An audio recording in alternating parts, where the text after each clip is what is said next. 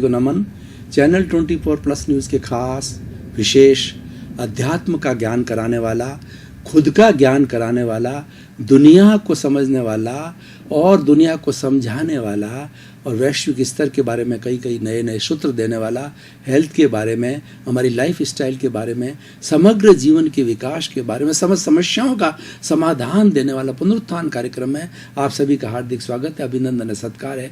पुनरुत्थान कार्यक्रम हम प्रतिदिन नए नए विषयों के साथ प्रवेश होते हैं। हर विषय शोध परख होता है, हर विषय मल्टी डायमेंशनल होता है, हर विषय के अंदर ऐसी शिक्षा होती है कि हर इंसान को कुछ बदलने के लिए उसमें से कुछ गाइडलाइन मिल जाए, सूत्र मिल जाए। इसी क्रम में आज का एक व्यक्ति से जुड़ा हुआ, व्यक्ति के जीवन से जुड़ा हुआ विषय है। आज का हमारा विषय अंतः समीक्षा। भाई और बहनों, दर्शकगण, श्रोतागण, बहुत ही सुंदर विषय है और प्योरली विषय व्यक्ति को अपने स्वयं की समीक्षा करनी है, स्वयं को जानना है, उससे जुड़ा हुआ आज विषय है। तो अंतः समीक्षा का मतलब होता है हमारी स्वयं की समीक्षा करना है। क्या समीक्षा करना है? अपने आप से भीतरी जगत के अंदर प्रश्न पूछो, मैं कौन हूँ, मैं कहाँ से आया हूँ और मुझे कहाँ जाना है। जब आप 3 प्रश्न अपने आप से पूछोगे तो आपके भीतर के अंदर धर्म का जो है अभ्युदय होगा, दर्शन का जन्म होगा और आपको जो है जीवन का सनातन सत्य मिलेगा। जब आप पूछोगे मैं कौन हूँ, तब भीतर से जवाब आएगा, सनातन सत्य मिलेगा, यूनिवर्सल ट्रुथ मिलेगा कि तुम शुद्ध आत्मा हो और ये शुद्ध आत्मा अनंत ज्ञान वाला है, अनंत दर्शन वाला है, अनंत शक्ति वाला है और अनंत सुख का धाम है। जो सुख हम बाहर ढूंढ रहे हैं, हम पदार्थों में ढूंढ रहे हैं, पद में ढूंढ रहे हैं, प्रतिष्ठा के अंदर देख रहे हैं और खाने में, पीने में, ऐश में, आराम में, इंद्रिय सुख के अंदर जो हम सुख ढूंढ रहे हैं वह मृग तृष्णा है। कस्तूरी जो है वो मृग के नाभि में होती है, लेकिन उसकी महक को देख करके वो मृग तृष्णा की तरह इधर भागता उधर भागता है। ये सुगंध कहाँ से आ रही है? तो आप समस्त बाह्य जड़ पदार्थों के अंदर जो है सुख को ढूंढ रहे हो, लेकिन अंतः समीक्षा करोगे आपको सनातन सुख मिलेगा, सनातन सत्य मिलेगा कि सुख जो बाहर ढूंढ रहे हो बाहर है ही नहीं। जड़ पदार्थों के अंदर सुख नहीं है, सुख तो आत्मा का स्वभाव है और ये आत्मा जो अनंत सुख से भरा हुआ है और उस अनंत सुख की अवस्था को प्राप्त करना ही सिद्धि कहते हैं, मोक्ष कहते हैं। ये बाहर है ही नहीं है, ये समीक्षा करनी है। और मैं कौन हूँ कि हमें पता पड़ा, मैं कहाँ से आया हूँ, मैं कहाँ जाऊंगा। भाई और बहनों, दर्शकगण, श्रोतागण, ये 84 लाख जीवा योनि के अंदर ये व्यक्ति भटक रहा है, अपने कर्मों के अनुरूप भटक रहा है कि पिछले जन्म में हमने जो कर्म किए हैं उस कर्म का भुगतान करने के लिए, उन कर्मों को भोगने के लिए ये हमें शरीर मिला है, मन वचन काया रूपी शरीर मिला है और पूरे जीवन भर हम उन कर्मों को भुगतते रहते हैं। और मैं कहाँ जाऊंगा? इस जन्म के अंदर जैसे हमारे कर्म होंगे और जो हम अर्जन करेंगे उसी के अनुरूप ही जो है हमें अगला जन्म प्राप्त होगा। नरक गति, तिरंज गति, मनुष्य गति, देव गति, 4 गतियों के अंदर ये जीव जो है भटकता रहता अनादि अनंत काल से और अपने कर्मों के अनुरूप ही जो है ये सारा भुगतता है। ये संसार की कोई भी स्वतंत्र सत्ता नहीं है जो कि आपको सुख दे सके और आपको सुख दे सके। आपके कर्म ही आपको सुख देते हैं और कर्म ही आपको दुख देते हैं। ऐसा कहा गया है कि जो है वो को सुख को दुख देत है, कर्म देत झकझोर, उर्जत सुरजत आप ही और ध्वजा पवन के फेर। एक मंदिर के ऊपर ध्वजा होती है भगवान के, मंदिर पर कौन उसको उलझाता है, कौन सुलझाता है? अपने आप पवन के झोंके से उलझती है, सुलझती है। उसी तरीके से हमको कोई न तो सुख देता है न कोई दुख देता है। हमारे जो कर्म है, हमारा किया हुआ पिछले जन्म के अंदर जो पुण्य और पाप है, वही हमें सुख दुख देता है। ये जानना ये सनातन सत्य है और यही शाश्वत सत्य है। और अब ये सारा जो सुख और दुख होता है वह हम कुदरत के कानून को भी समझें। कुदरत का कानून यह है कि ये सारे संजोग जो है आपके किए हुए कर्मों के अनुरूप जो है आपको संजोग मिलते हैं। आपको एक श्वास लेने की भी स्वतंत्र सत्ता नहीं है। ये सारे मन वचन काया जो है ये सारी जो है कुदरत के कानून के अंतर्गत है, उसको कोई स्वतंत्रता नहीं है। जो आपने पीछे से कर्म अर्जन किया है, यह कुदरत वैसे संजोग मिलाती है और उन संजोगों को मिलाने से वैसा ही आपको कर्म फल मिलता है और उसको कर्म परिणाम मिलता है। तो भाई और बहनों, दर्शकगण, श्रोतागण, दो चीजें हमारे पास में आई अंतर समीक्षा करने से। एक तो हमारा सनातन सत्य और दूसरा होया कुदरत का कानून, यानी सृष्टि का जो सृष्टि की रचना है। सृष्टि की रचना जो है 6 द्रव्य मिलके करते हैं। कौन कौन से वो द्रव्य हैं, जगत की अवधारणा क्या है? पहला तो है कि ये जीव, जो जैसे मैं बोल रहा हूं, ये जीव है और ये हमारा शरीर है, ये जड़ है। ये 2 पदार्थ हो गए जिसको कि हम पुद्गलास्ती काय कह सकते हैं, जीवास्ती काय कह सकते हैं। जीव को जीवास्ती काय कहा जाता है और ये शरीर और ये सारा संसार, ये सारा पुद्गलास्ती काय। जितना जड़ जगत है ये पुद्गलास्ती काय। छोटा पुद्गल, बड़ा पुद्गल, ये आपस में मिलते रहते हैं, गलन मिलन धर्मा है, छोटा और बड़ा हो जाता है। और उसमें से जो है, जो स्थायी तत्व है, जो इटरनल एलिमेंट है, वो सबसे छोटा है, जिसके और टुकड़े नहीं हो सकते हैं, वह परमाणु है। परमाणुओं मिलने से अणु मिलते हैं, अणु मिलने से ये अष्ट स्पर्शी सारे पुद्गल मिलते हैं और ये पुद्गलास्ती कहा है। और तीसरा होता है ये धर्मास्ती कहा है, यानी इस सारी सृष्टि के अंदर एक अमूर्त द्रव्य फैला हुआ है जो कि शाश्वत द्रव्य है, वो पूरी सृष्टि के अंदर है। और कोई व्यक्ति जो है गति करना चाहता, ट्रेन गति करना चाहती है, फ्लाइट गति करना चाहते हैं, हम चलना चाहते हैं, कोई भी चीज़ जब साइकिल चलना चाहती है, मोटरसाइकिल चलना चाहती है, जब कोई भी चलना चाहती है तो उदासीन रूप से ये सृष्टि के अंदर व्याप्त जो हमारा धर्मास्ती का है, यानी गति सहायक तत्व है, वह तत्व हमें गति देता है। एक स्थिति सहायक तत्व होता है जो अधर्मास्ती काय कहा जाता है। वो क्या है? कोई व्यक्ति गति के अंदर है, ट्रेन गति में, फ्लाइट गति में, मनुष्य गति के अंदर है, मोटरसाइकिल गति में रोकना चाहती है और वो डिमांड करती है, तो उदासीन भाव से सारी सृष्टि के अंदर वह तत्व जो अधर्मास्ती का है, स्थिति सहायक मौजूद है और आपको रोक करके एक स्थान पर खड़ा करती है। और उसके बाद के अंदर जो 5वां तत्व है वो काल। काल का अर्थ होता है कि मिनट है, सेकंड है, सबसे छोटा सेकंड है, उसके बाद के अंदर घंटे है, घंटे के बाद में दिन है, दिन के बाद पक्ष है, पक्ष के बाद के अंदर वर्ष आते हैं, वर्ष के बाद शताब्दी आती है, अवसर्पिणी काल होता है, उत्सर्पिणी काल होता है। 20 करोड़ सागर का ये पूरा जो है वो काल चक्र बनता है। ये पूरा समय हमें बताता है कि अब जैसे एपिसोड बन रहा है, एपिसोड का प्रारंभ हुआ, इस एपिसोड का अंत होगा, तो समय जो है वो एक तत्व है और जो कि सारी सृष्टि के अंदर व्याप्त है। तो इस तरीके से धर्मास्तिका है। और अब जो अंतिम तत्व है आकाशास्तिका है, यानी पूरा जो आकाश हमें दिखाई देता है वो हमें अवगाहना देता है, हमें स्थान देता है। यहाँ पर बैठा हूँ, स्थान दे रहा है। अगर ये आकाश तत्व न हो पूरी सृष्टि के अंदर तो व्यक्ति एक दूसरे के ऊपर पड़ेगा, गिरेगा, आपाधापी करेगा और व्यक्ति जो कोई जगह नहीं मिलेगी, उसको जगह देने वाला हमारे पास आकाश है। तो इसीलिए गति सहायक तत्व, स्थिति सहायक तत्व और तीसरा काल, चौथा जो है आकाश जो कि हमें स्पेस, हमें जगह देता है, स्पेस, और उसके बाद के अंदर चेतन तत्व और उसके बाद में जड़ तत्व। ये 6 का समवाय है, यही जगत है, यही सृष्टि है, यही कुदरत है, यही नेचर है, ये प्रकृति है, सब कुछ है। इसका कानून ये स्वतः चलता है, कोई चलने वाला नहीं है। जगत नियंता व्यवस्थित शक्ति है, संसार को चलाने वाले ये 6 द्रव्य है। ये संजोग इकट्ठे करते हैं और संजोगों के माध्यम से ही व्यक्ति के जो कर्म, जैसा कर्म होता है वैसा फल मिलता है। और कर्म उदय में नहीं आता है तो सारे संजोग नहीं मिलते हैं, और जब कर्म में उदय आता है तो ये सारी जो है वो ये कुदरत है, उन संजोगों को इकट्ठा करती है, वो कार्य हो जाता है। काल, स्वभाव, कर्म, पुरुषार्थ, नियति, द्रव्य, क्षेत्र, काल, भाव और भव, ये सब जो है कुदरत के कानून के अधीन है और ये सब मिलते हैं जब कार्य होता है। और वो कार्य जो है हमारे अर्जन के अनुसार होता है। स्वतंत्र रूप से व्यक्ति श्वास भी नहीं ले सकता है, ये सब कुदरत के कानून के अनुसार। और सारा भुगतान है, अगर हमें किसी से लेना है और किसी जीव को देना है तो वैसे संजोग खड़े होंगे और सामने वाला तो मात्र एक निमित्त के रूप में हमारे सामने आएगा और वह हमारा जो है बहुत बड़ा हितैषी है, वो हमारा अगर हमें कष्ट दे रहा है तो वो हमारे लिए, वो जो है हमारे लिए अच्छा कार्य कर रहा है, हमको एनओसी दे रहा है, हमारा भुगतान क्लियर कर रहा है। ऐसे हमारे सब भवांतर के भुगतान क्लियर होंगे, तब जाकर के जो है हमें मुक्ति मिलेगी। तो भाई और बहनों, दर्शकगण, श्रोतागण, हमें अंतर समीक्षा क्या करनी है कि हमें अंतर समीक्षा दो तरीके से करनी है।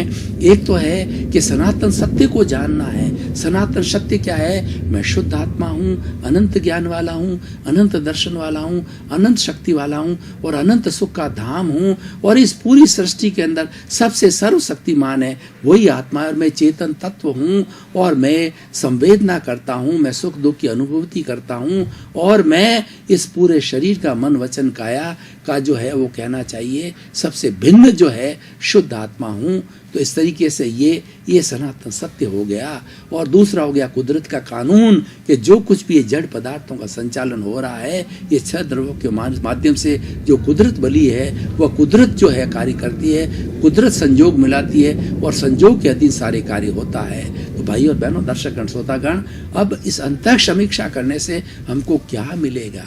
हमारी भ्रांति टूटेगी, हम ये मानने लग जाएंगे कि मैं शुद्ध आत्मा हूँ और इस शक्ति को चलाने वाली व्यवस्थित शक्ति है। जब दो चीजें तय हो जाती तो हमारा जितना भी अज्ञान है वो अज्ञान समाप्त हो जाता है और हमारा जीवन ज्ञानमय हो जाता है। ये जीवन का सबसे बड़ा लक्ष्य है कि अज्ञान को समाप्त करो और ज्ञान को प्राप्त करो। ये ज्ञान दो चीजों से हो गया कि मैं शुद्ध आत्मा हूँ, ये सनातन सत्य है, और दूसरा ये है कि इसको सबको संचालित करने वाली ये कुदरत है, जिसको जो व्यवस्थित शक्ति कहा जाता है, जो छह पदार्थों का समवाय है। ये सारे संजोग इकट्ठी करते हैं और व्यक्ति का काम होता है, और समस्त 84 लाख जीवा योनि के प्राणियों का जो कुछ भी जीवन का संचालन होता है वो सारा इस व्यवस्थित शक्ति कुदरत के कानून के कारण होता है। इसीलिए वो हमारे हाथ में नहीं है, हम कुदरत के अधीन नहीं है, कुदरत अपने कानून से चलती है। इसलिए हमें भी उसके अंदर कोई तरह का जो है दखल नहीं करना चाहिए,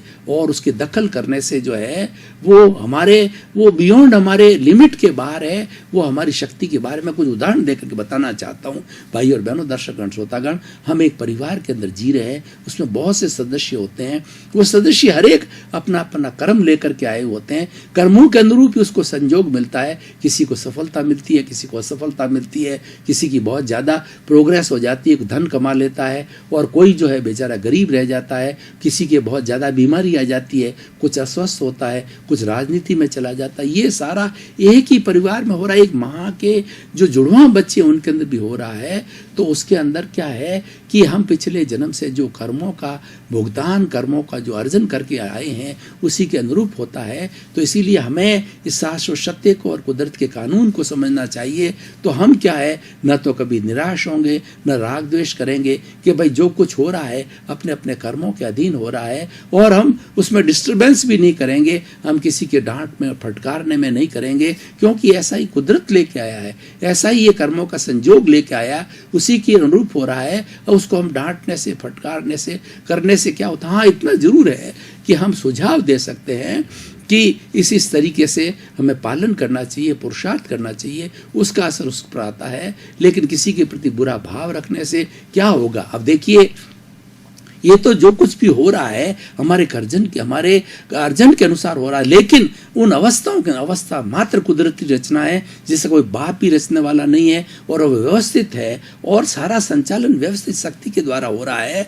तो अब हम उसके अंदर किसी पर राग करते हैं, किसी पर द्वेष करते हैं, हम अपने भाव बिगाड़ते हैं। तो भाव बिगाड़ने से क्या होता है कि हमारा भाव बिगड़ जाता है, यानी हमारा जो अगला जन्म है वो हमारे भावों पर निर्भर करता है। भाव कौज है, भाव कर्म बीज है, और उस कर्म बीज का हम इन अवस्थाओं के अंदर जब हम अर्जन करते हैं तो उसके साथ हमारा राग जुड़ता है, कहीं पर द्वेष जुड़ता है, और हम संभाव में नहीं रहते हैं, और ये राग द्वेष है पुनः फिर जो है एक नए राग द्वेष का निर्माण करते हैं, और हमारा संसार बढ़ता जाता है। जो ये संसार बढ़ते बढ़ते हम 84 लाख जीवा योनि के अंदर घूमते रहते हैं, भटकते रहते हैं, और हमारी अंतिम जो मोक्ष है वो स्वतंत्रता प्राप्त, पूर्ण रूप से स्वतंत्र होने की जो हमारी मंजिल हम प्राप्त नहीं कर सकते। सकते हैं। इसीलिए ये कि ये दो कानून को जानो, सनातन सत्य को और कुदरत के कानून को, और उसके अंदर कोई दखल यानी कोई डिस्टरबेंस मत करो, और किसी के प्रति कोई प्रतिक्रिया, किसी के प्रति भाव, किसी के प्रति ओपिनियन, क्योंकि जो कुछ कर रहा है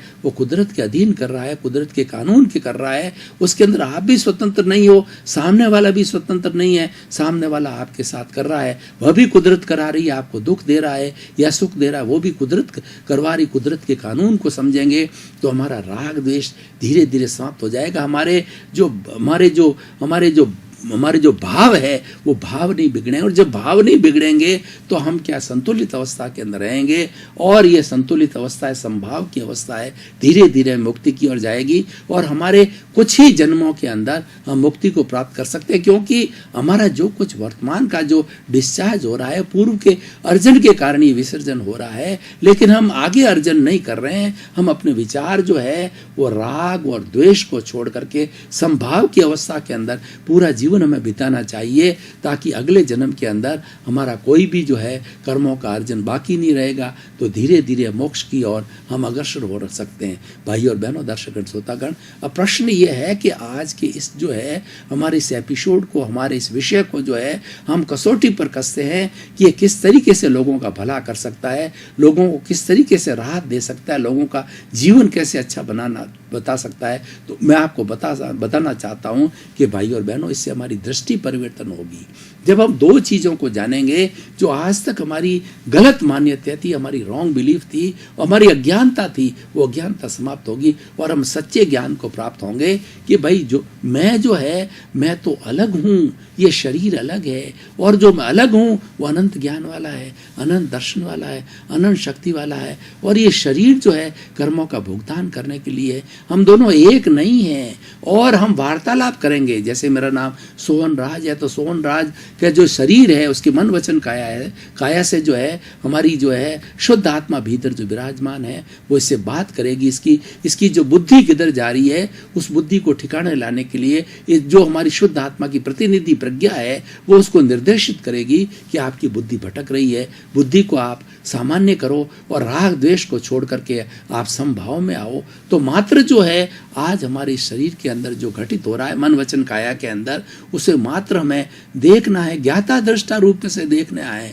मैं ज्ञाता दृष्टा हूँ, मैं जानने वाला हूँ, देखने वाला हूँ, ये सनातन सत्य है, और मैं अनंत सुख का धाम हूँ। ये हमारे पास में सिर्फ ज्ञाता दृष्टा दृष्टि है, और जो कुछ भी हमारे घटित हो रहा है उसके अंदर कोई प्रतिक्रिया नहीं करनी है, क्योंकि तो कुदरत के कानून के तहत होती है। और जब कुदरत ने जो हमको एक श्वास लेने की भी स्वतंत्रता नहीं दी है, तो बड़ा काम करने की क्या स्वतंत्रता है। उससे लिए क्या होगा कि आप निष्काम कर्म करते रहेंगे, आप जो कुछ भी है अपना कार्य अपना ड्यूटी समझ कर करते रहेंगे, और बिना फल की इच्छा किए हुए जब आप अपना कार्य करते रहेंगे तो आपका जीवन बहुत सफल होगा और समाज के लिए बहुत उपयोगी होंगे।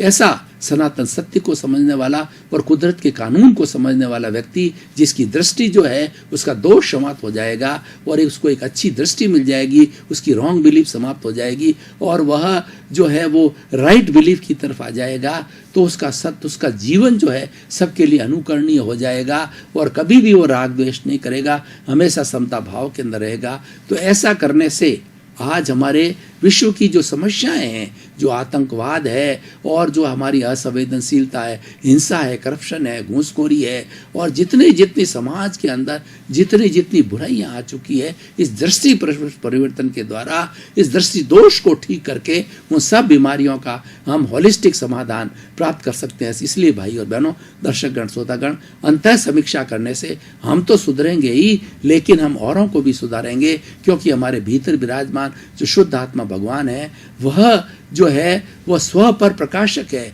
वह स्वयं प्रकाशित है, औरों को भी प्रकाशित करेगा। उसके प्रकाश को जगाना है, हमारी अनंत शक्तियों को जगाना है, और अनंत शक्तियों की खोज करनी है। यही हमें समीक्षा करनी है, और इस समीक्षा के माध्यम से जब हमें सनातन सुख मिल जाएगा, प्रकृति के नियमों का पता पड़ेगा, तो हम किसी व्यक्ति के साथ के अंदर अन्याय नहीं करेंगे और किसी पर दोषारोपण नहीं करेंगे। सबसे बड़ा हमारा जो दृष्टि दोष समाप्त होने से लाभ क्या होगा, हम इस चराचर जगत के अंदर 84 लाख जीव योनि के अंदर किसी को दोषित नहीं जाने, किसी का दोष नहीं है। जो मेरे साथ घटित हो रहा है मेरे पूर्व अर्जित कर्मों का फल है, मेरा भुगतान है जो उदय में आया है, दर्शकगण, श्रोतागण, भाई और बहनों, आपका बहुत बहुत धन्यवाद। आप पुनरुत्थान कार्यक्रम को बराबर देखते रहिए। पुनरुत्थान कार्यक्रम आपकी दृष्टि को बदलेगा, उससे आपकी नई सृष्टि बदलेगी, क्योंकि हमारे पुनरुत्थान का कार्यक्रम का उद्देश्य है सर्वे भवन्तु सुखिनः सर्वे भवन्तु सुखिनः सर्वे भवन्तु निरामया। हम हर व्यक्ति को सुख देना चाहते हैं, शांति देना चाहते हैं, आनंद देना चाहते हैं, और हमारी भावना है हर व्यक्ति को मोक्ष मिले, हर व्यक्ति की दृष्टि परिवर्तन हो, हर व्यक्ति के अंदर जो रॉन्ग बिलीफ है वो हट करके राइट बिलीफ को आए। तो इसी क्रम में आपका बहुत बहुत धन्यवाद, साधुवाद। आपका जीवन आनंदमय, मंगलमय हो और आप शतायु होकर के खूब परोपकार करें और नई दृष्टि के साथ के अंदर आप लोगों का भला करें और स्व पर प्रकाशित बने, स्वयं का कल्याण करें, औरों का कल्याण करें। आपके प्रति मंगल भाव।